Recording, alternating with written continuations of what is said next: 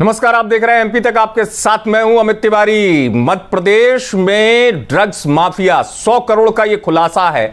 मैं आपको 100 करोड़ इसलिए कह रहा हूं कि 70 करोड़ की ड्रग्स तो मध्य प्रदेश में पकड़ी जाती है, लेकिन बात यह भी निकलकर सामने आती है कि 100 करोड़ की ड्रग्स खपा दी गई। 100 करोड़ का यह बड़ा खुलासा है। मध्य प्रदेश पुलिस ने अब तक की सबसे बड़ी कार्रवाई को अंजाम दिया है इंदौर में।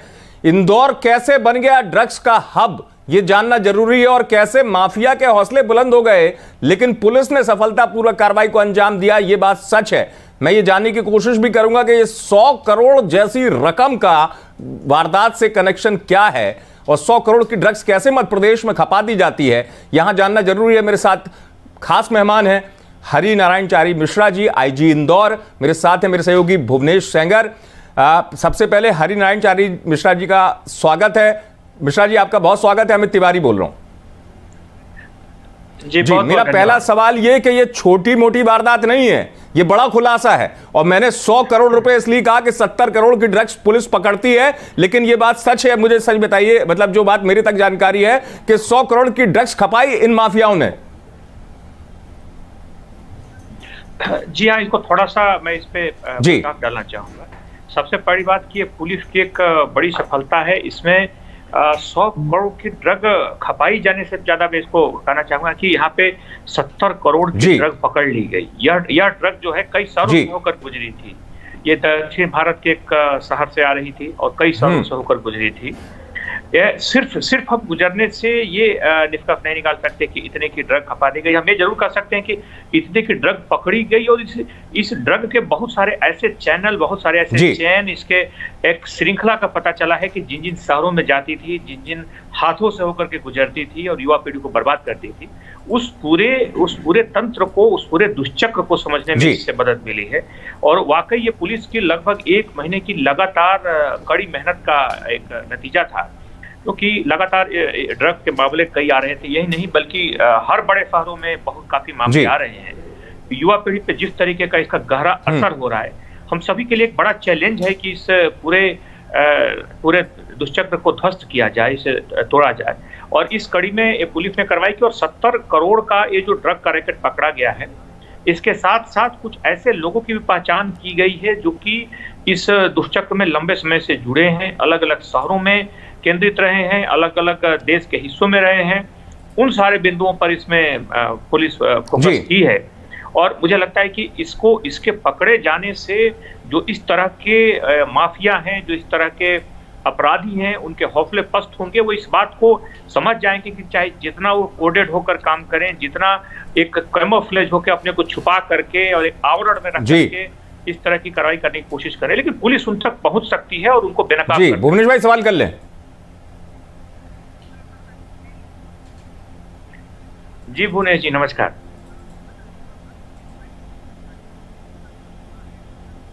साइड स्टोरी बताइए, क्योंकि जितना हमने पढ़ा है, जितना जो कुछ भी जब रेड हुई थी, जब पुलिस के डिपार्टमेंट के द्वारा बताया गया, दिनेश अग्रवाल जो इंदौर में टेंट का कारोबार करता है, आपको टिप मिलती है, और वो व्यक्ति, क्या उसका कोई पहले बैकग्राउंड था? दूसरा शख्स वेद प्रकाश, जो कि हैदराबाद में एक फार्मा फैक्ट्री चलाता है, रहने वाला देवास का है, और ये लोग करोड़ों का एक सिंगल कंसाइनमेंट अगर 70 करोड़ की है सर, तो अंदाजा लगाया जा सकता है कि ये कब से कर रहे होंगे।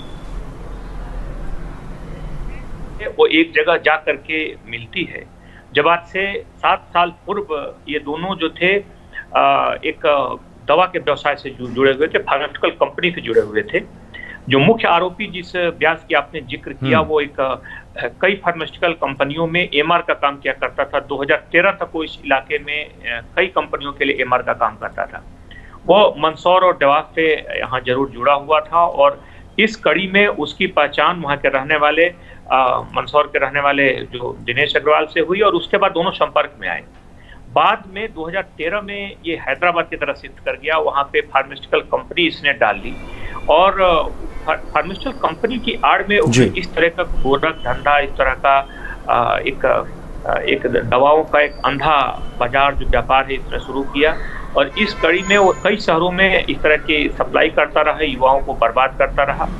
जब इसकी कड़ियाँ, इसके कुछ जानकारियां हम लोगों को, प्रारंभिक जानकारियां इंदौर में लगी। इंदौर में हम लोगों ने पिछले दिनों ड्रग के कई मामलों का खुलासा किया। अभी मुख्य माफिया के खिलाफ जो आप देख रहे हैं जो पूरे प्रदेश में जो अभियान चल रहा है, उस कड़ी में इंदौर में भी काफी बड़ी कार्रवाइयां हुई हैं और काफी व्यापक स्तर पे हर तरह के ऑर्गेनाइज क्राइम को थोड़ा सिखाया गया है। तो उस कड़ी में जब हम लोगों ने ड्रग पे फोकस किया और देखा कि ड्रग का असर हर बड़े शहर में काफी बड़े स्तर पर युवाओं पर है, अपराधों पर काफी असर पड़ता है, तो इसमें कुछ हम लोगों को जानकारियां मिली थी लगभग 1 माह पूर्व की, इस तरह के बाहर के कुछ लोग और जी सर मेरा एक सवाल है सर मेरा सवाल ये है कि जो इंदौर में ड्रग आंटी पकड़ में आई, हमने एमपी तक भी तमाम खबरें दिखाई, क्या उनका इनसे कोई कनेक्शन? सीधा कनेक्शन नहीं, लेकिन कहीं ना कहीं कुछ कनेक्शन जरूर है, क्योंकि कुछ ऐसे अपराधी हैं, कुछ ऐसे इसमें सामाजिक तत्व हैं जो कि कहीं ना कहीं इस ड्रग पैडलिंग में जुड़े हुए हैं और उनके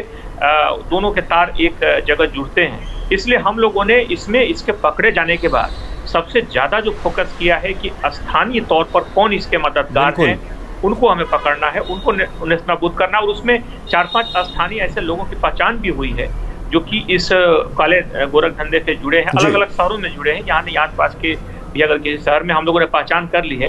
और आने वाले दिनों में आप देखेंगे कि कुछ और गिरफ्तारियां होंगी जो कि इससे जुड़ी हुई हैं, क्योंकि पूरी तरीके से इस ड्रग के अवैध कारोबार को पूरी तरह से ध्वस्त करने के लिए हम लोग प्रतिबद्ध हैं। और आप देखेंगे आने वाले दिनों में कुछ और बड़ी, बिल्कुल आने वाले दिनों में जी सर, पूरे देश ने देखा जी। अमित, मेरा एक सवाल, पूरे देश ने देखा कि ड्रग्स का और बॉलीवुड का किस तरह से कनेक्शन है। एनसीबी के लगातार ताबड़तोड़ छापे हुए, बड़ी बड़ी हस्तियां, फिल्मी हस्तियां इसके दायरे में आई।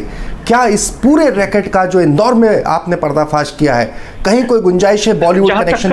वहां पे जुड़े होने की बात है, ये इस तरह के ड्रग्स निश्चित तौर पर सही है कि युवाओं को बर्बाद करने में अगर सबसे ज्यादा कोई चीज हावी हो रहा है, उन्हें दुष्प्रेरित कर रहा है, तो ड्रग है।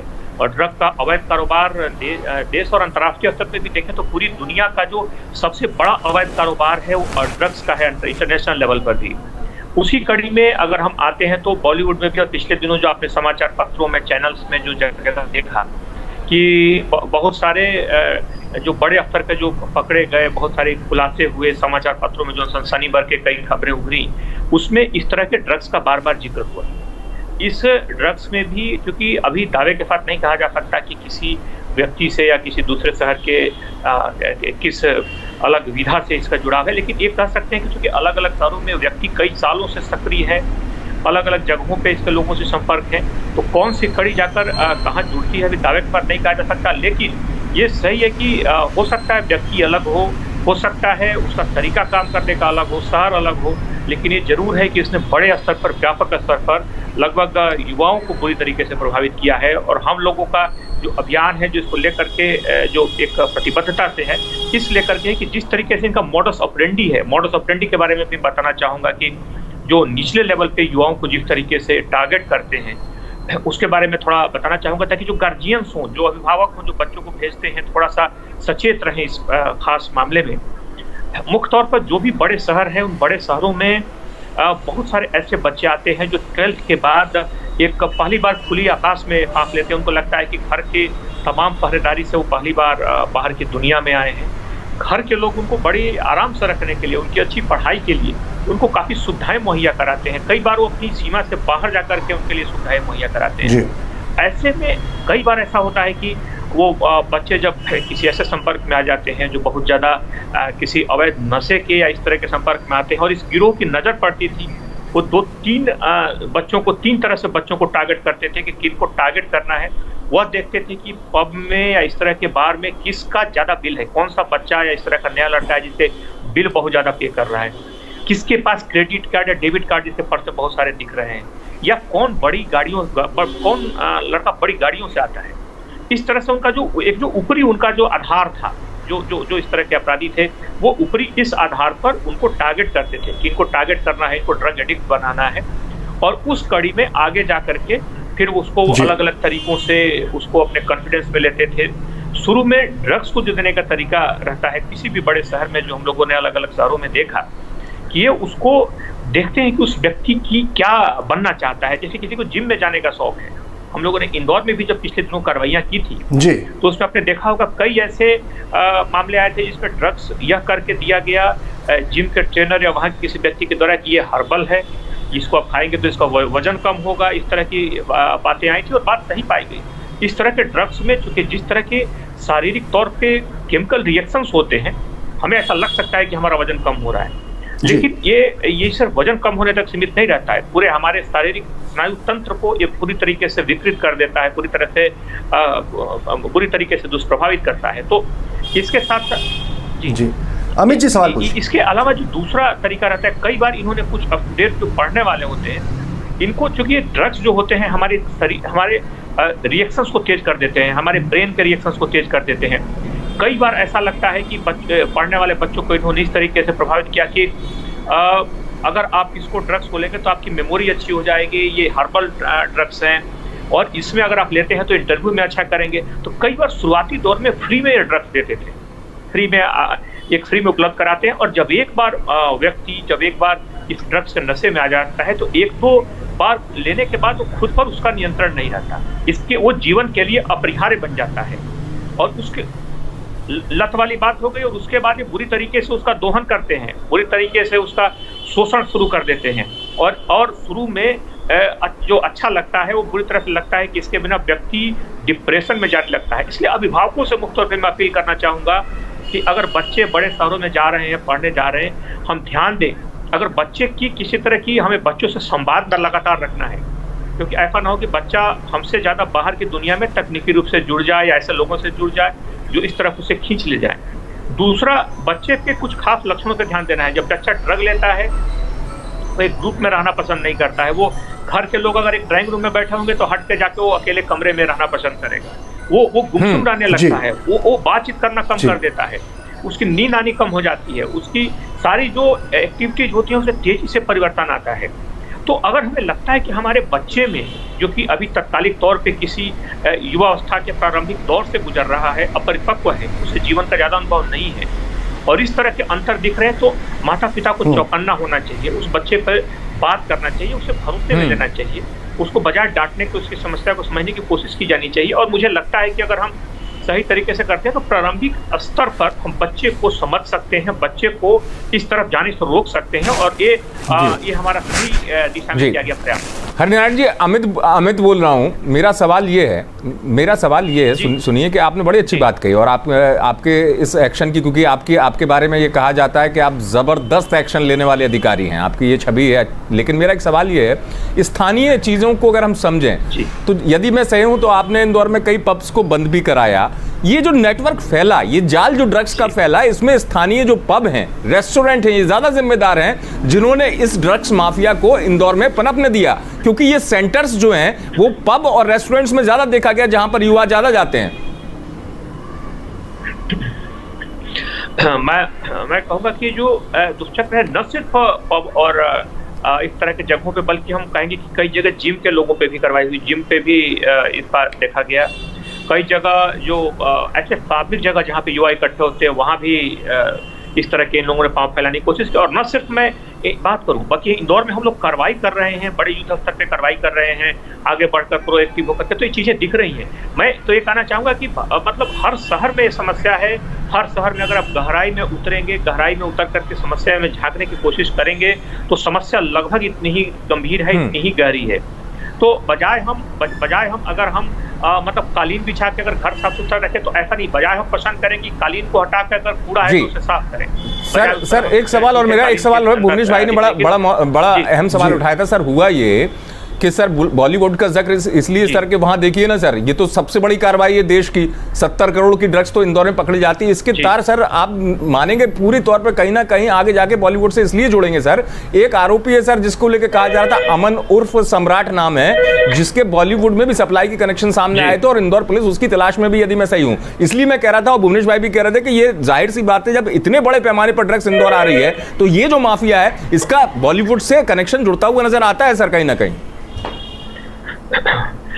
ये अभी इनकार नहीं कर सकते, इसे पूरी तरह से स्वीकार भी नहीं कर सकते कि है, लेकिन इनकार भी नहीं कर सकते क्योंकि अभी बहुत सारे तथ्य आने शेष हैं अभी, क्योंकि इस संपर्क में, और हम ये अभी नहीं कर सकते कि ये ड्रग यहीं पे आ रहा था, यहाँ से होकर ड्रग गुजर रहा था।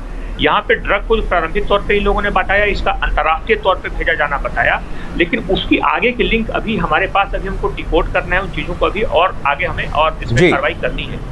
हमें और कुछ दूसरे शहरों में भी आगे आने वाले दिनों में हम जी भुवनेश भाई सवाल कर लें। तो ये जी जी मिश्रा जी मेरा सवाल है, देखिए सबसे पहले तो ये सवाल है कि माना जा रहा है कि इस पूरे गोरख धंधे का जो इंदौर में जो मास्टरमाइंड है, जो किंगपिन है, सार्थक नाम बताया जा रहा है, उसका कोई सुराग मिल पाया है?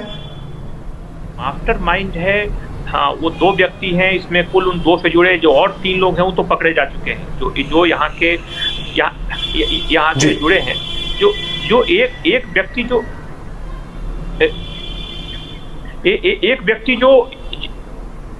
एक व्यक्ति जो आप यश जैन का जिक्र करना चाह रहे होंगे, जो इससे जुड़ा हुआ है, उसकी हम लोग जरूर तलाश कर रहे हैं। उसकी कुछ जानकारियां भी मिली हैं, आने वाले दिनों में वो भी पुलिस की गिरफ्त में होगा।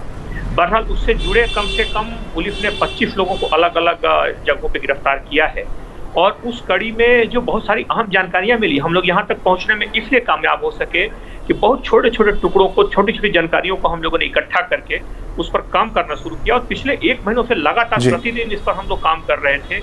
और लगातार आप जानते हैं कि जहाँ पर रोज नए चैलेंज आ रहे हों, किसी एक बिंदु पे लगातार 1 महीने तक आप उसी तरह एकाग्रता से काम करना कितना बड़ा चैलेंज होता है, लेकिन हम लोग के लिए एक बड़ी चुनौती थी। और अच्छी बात है कि इसमें जो कड़ियाँ मिली हैं उससे आगे आने वाले टाइम में और हम आगे तक जाएंगे। एक सवाल आखिरी जी, एक बहुत संक्षेप में एक आखिरी सवाल है। 70 करोड़ की ड्रग केवल इंदौर में खपत के लिए नहीं आई थी, जाहिर तौर पर इसे इंदौर एक ट्रांजिट पॉइंट के तौर पर था जिसे और कहीं सप्लाई किया जाना था। इस बारे में क्या कहना है? बिल्कुल यही तथ्य है कि जैसे कि ये कई शहरों से, ये कम से कम भारत के 8-10 बड़े शहरों से होकर गुजरा था। ये अगर पकड़ लिया जाता तो हो सकता है माना जाता है कि वहाँ पे, लेकिन हम इसको चूंकि पकड़ा गया है, ये आगे तक जाता। इसमें शुरुआती दौर में इन लोगों ने पूछताछ में कुछ दूसरे देशों का भी नाम लिया। जो व्यक्ति पकड़ा गया वो भी शुरुआती जो आंकड़े हैं उससे हो सकता है दूसरे अफ्रीकन कुछ देशों का नाम लिया उसने। तो उन सारे चीज़ों के बारे में अभी हम लोग जानकारी जुटा रहे हैं, अभी जो प्रारंभिक जानकारियाँ मिली हैं, लेकिन हमारा फिर भी सबसे मूलभूत जो फोकस है, हमारी जो पूरी जांच का जो दायरा है, अभी सबसे ज़्यादा केंद्रित मुख्य तौर पर अभी इंदौर पे है, क्योंकि इंदौर में मुख्य तौर पे इसका जो प्रसार है, इसके जो ऑक्टोपस के जो अलग अलग जो हिस्से हैं उन तक हमें पहुंचना है और उन लोगों को पूरी तरह से बेनकाब करना है। जी बहुत संक्षिप्त में मेरा सवाल है, आपने एक संकेत दिया, क्लू दिया कि खुलासा होना बाकी है। सर मैं ये मान के चलूं, क्योंकि ये मामूली बात नहीं होती कि 70 करोड़ की ड्रग्स पकड़ी जाए, ये कामयाबी है, लेकिन सर बड़ा खुलासा आपने कहा होना बाकी है, तो उस बड़े खुलासे में ये माना जाए कि अगर बड़ा खुलासा होगा तो कई बड़े नाम भी आएंगे। अपराधी होता है, और चाहे नाम बड़ा या छोटा इस मामले के तहत कोई भी नाम हो इसमें कर सकते हैं। बल्कि मैं तो कहना चाहूंगा कि पिछले दिनों अभी हर जगह पे जिस तरीके से, बल्कि अभी कल हम लोगों ने तस्करों के हथियारों के एक बड़े तस्कर के गैंग को पकड़ा था, इसमें ड्रग्स को पकड़े गए हैं, इसमें बहुत सारे अलग अलग कई जो माफिया हैं उनके घर भी तोड़े गए हैं अतिक्रमण में। यहाँ पर जो ड्रग माफिया हैं, कई अपराधियों पे बड़ी ऑर्गेनाइज गैंग्स पे कार्रवाई की गई है, और आप देखेंगे ये एक ऑपरेशन प्रहार के तहत पूरे प्रदेश में इस तरह की गतिविधियां कार्रवाइयाँ चल रही हैं। तो मैं इसमें कहना चाहूँ कि आने वाले दिनों में जो भी व्यक्ति इसमें पाया जाएगा, जो प्रारंभिक जानकारियाँ पुलिस के पास हैं, पुलिस उस पर बिल्कुल निर्छीर तरीके से बिल्कुल कार्रवाई करेगी, और वो कार्रवाई निश्चित तौर पे आने वाले दिनों में आपके सामने आएगी। आएंगे, और ड्रग माफिया ही नहीं, वो लोग भी जो पुलिस से अपेक्षा रखते हैं कि पुलिस उनकी बात सुने, उनकी बात भी सुनी जाएगी। फिलहाल ये बड़ा एक्शन मध्य प्रदेश में हुआ है और जिसकी चर्चा भी हो रही, क्योंकि अब तक की सबसे बड़ी कार्रवाई माना जा रहा है। हरिनारायण जी बहुत धन्यवाद आपका। भुवनेश भाई आपका भी धन्यवाद।